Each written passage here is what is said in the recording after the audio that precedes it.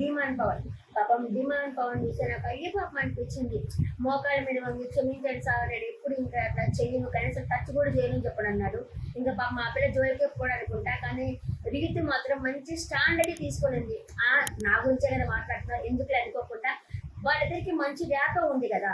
So దానివల్ల వచ్చేసి క్షమించండి సార్, వదిలేయండి, ఇంకెప్పుడు చేయలే అనేసి తన పక్కన నేర్చుకొని మంచిగా స్టాండ్ తీసుకుంది. నాగార్జున గారు దూరంగా ఉండని చెప్పినా కూడా మళ్ళీ దగ్గరికి వెళ్ళి స్టాండ్ తీసుకుని నాకైతే ఈ రోజు రీతి అయితే చాలా బాగా నచ్చింది. అలాగే ధీమాన్ కూడా వచ్చేసి పాప తన ఇంట్రెస్ట్ తన లోపల అలాంటి బిహేవ్ చేసేదే లేదు. ఏదో అనుకున్నారు, మన లవ్ ట్రాక్ పోదాం అనుకున్నారు, సరే అని చెప్పి ఆ అమ్మాయి ఒక్కతోనే ట్రాక్ అనేది కంటిన్యూ చేస్తున్నాడు. కానీ అవతల సైడ్ అయితే ఏమీ పోలేదు.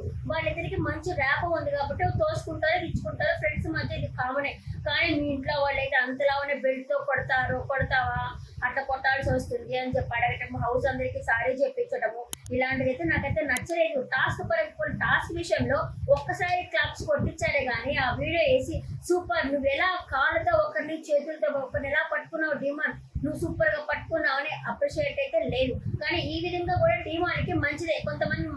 కొంతమంది ఆడియన్స్ అయ్యో పాప మన ధీమాన్ని ఇలా అన్నారే అనేసి తనకి ఇంకా టాప్ అయిపో లేకపోతే విన్ అయ్యే కంటెస్టెంట్ గానే వెళ్ళిపోతాడు. అలాగే కొంతమంది అసలు ధీమాన్ గురించి ఎలాంటి అప్రిషియేట్ లేదు కదా, బిగ్ బాస్ కానీ ఎవరికైనా పట్టించుకోవట్లేదు కదా. ఇప్పుడు ఏమైంది, అలా పట్టించుకోవటం వల్ల తనకి కొంచెం మంచిదైందని నాకు అనిపిస్తా ఉంది. కానీ పాపం ఏడస్తా చాలా బాధపడాడు, టెన్షన్ పడిపోయాడు.